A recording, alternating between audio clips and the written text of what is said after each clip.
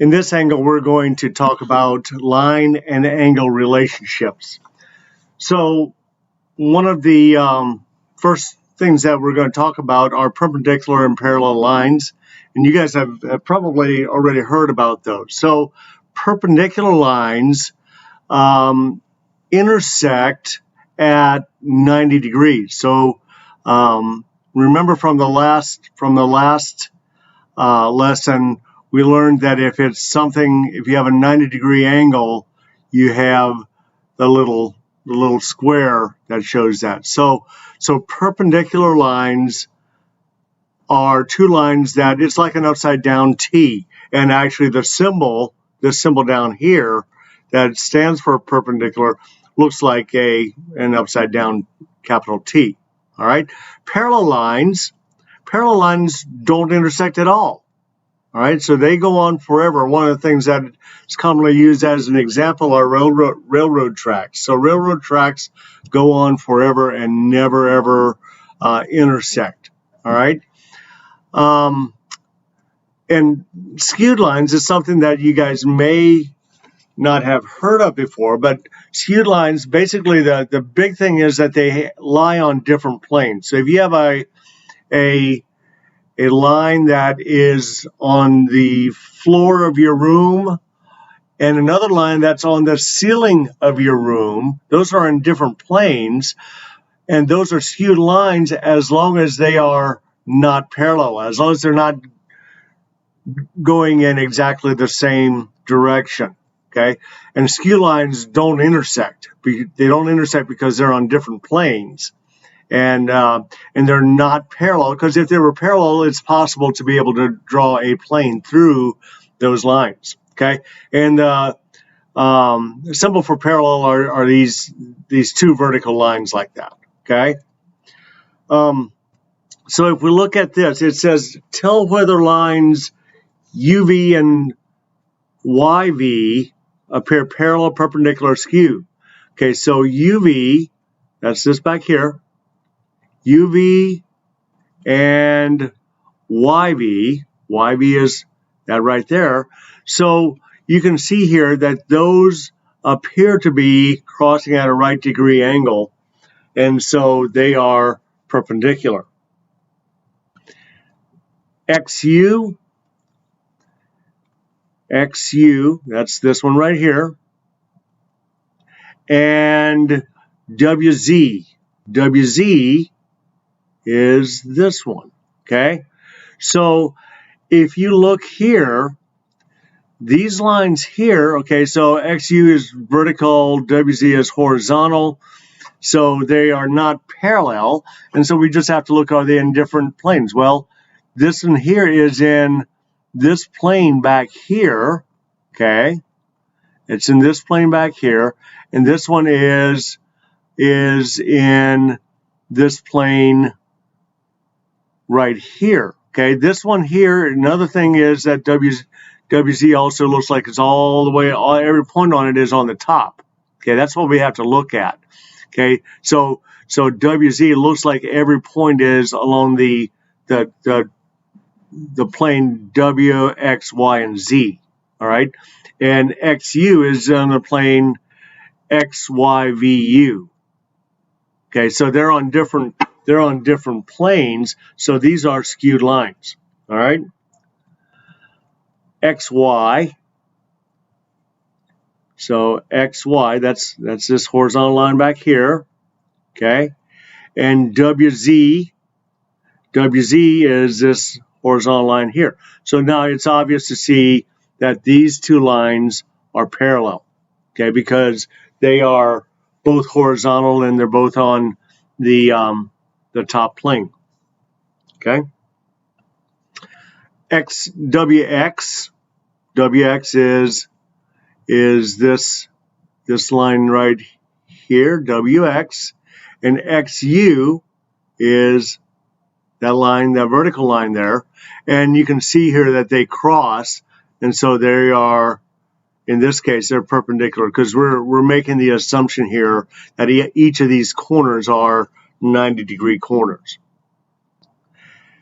WX, once again, WX, and UV, okay? So UV is on there. So if you look here, they don't intersect because WX is on the top plane, UV is on the bottom plane, so they're on different planes, and they are not parallel, so these are skewed lines. All right?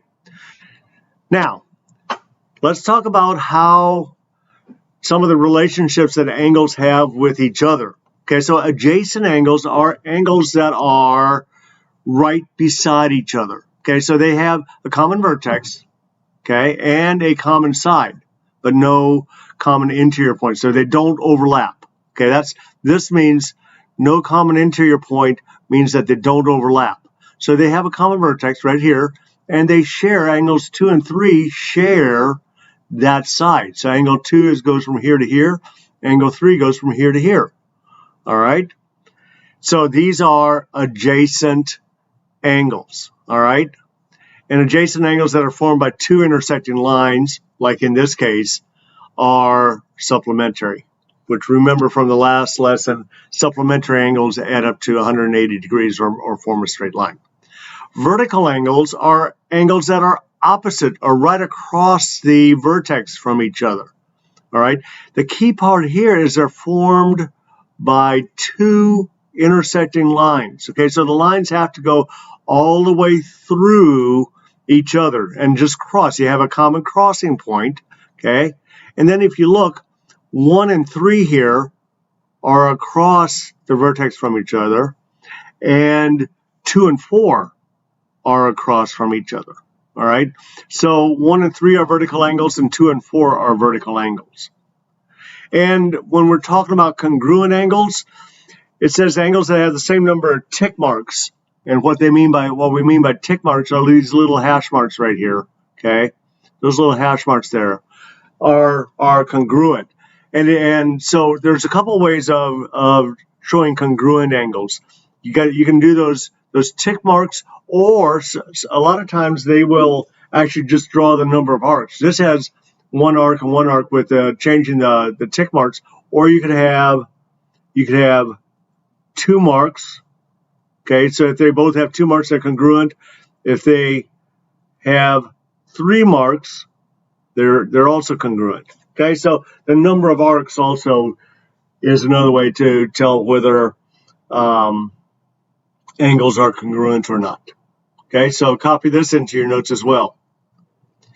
A transversal is just simply if you have a set of parallel lines, a transversal cuts across both of those parallel lines. Okay, and the angles have special names, okay, and special properties. Actually, all the properties that we're talking about here, all the angles are going to be congruent to each other, or means that they are going to all have the same measure. The important thing to notice here is that if you're talking about between the parallel lines, that's called the interior, okay? That's called the interior. All right, so in this first one, we have the blue ones. Those are both between the two lines, and they're on opposite sides of the transversal. So they're alternate, means opposite sides, and interior. They're alternate and interior. And same thing with the red here, alternate, interior. They're on opposite sides of this transversal. If they're outside the parallel lines, they are exterior.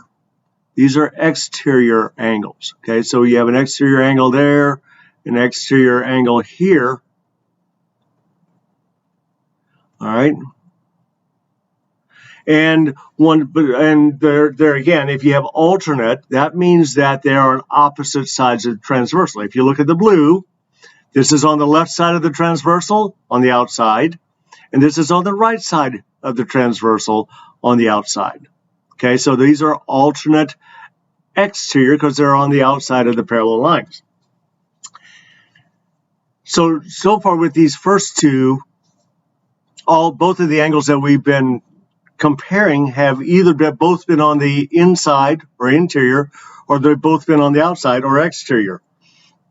For corresponding angles, you notice it doesn't say anything about alternate or anything, okay? So they're going to be on the same side of the transversal, but you're going to have corresponding means you're going to have one exterior and one interior, okay? And so that's the defining feature about corresponding angles. You notice this light blue? That's on the exterior. Okay, that's on the exterior here. Here is between them, so that's on the interior.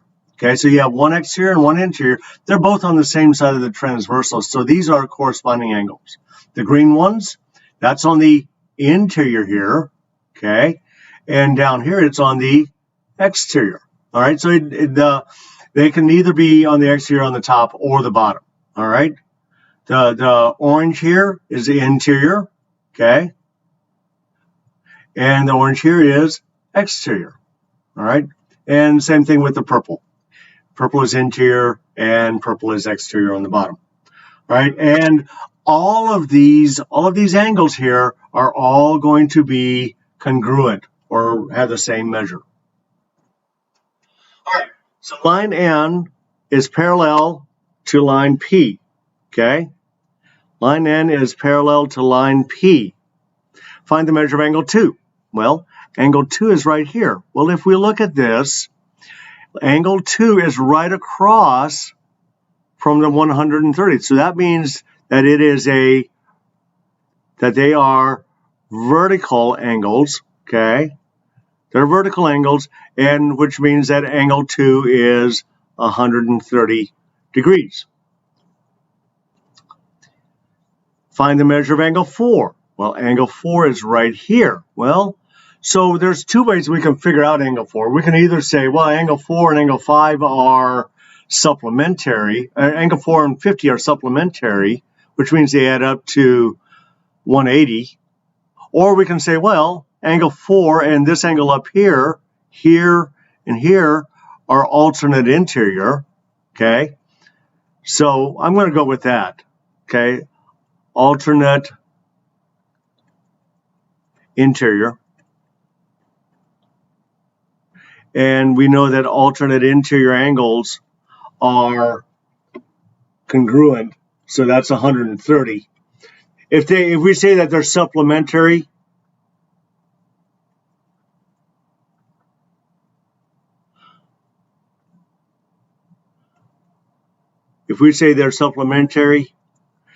we can say 180 minus 50, which is also 130 degrees. So either way would work. Okay, so there's more than one way to solve this. Line N is parallel to line P. Find the measure of angle 1. Well, okay, so once again, 130 here, angle 1, they're supplementary. So this would be, and I'm just going to write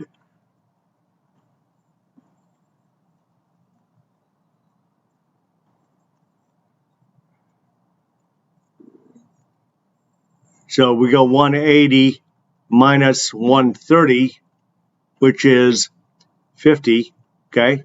Or we can say, well, 50 here, that's exterior, 1 is exterior. We can also say that they're alternate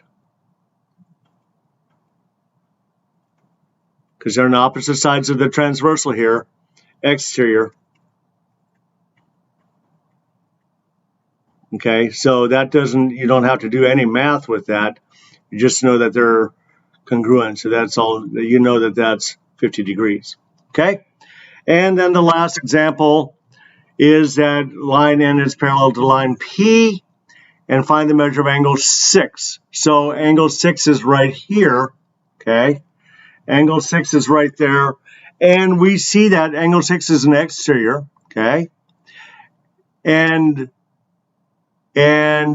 this 130 is an interior, So we could say these are corresponding.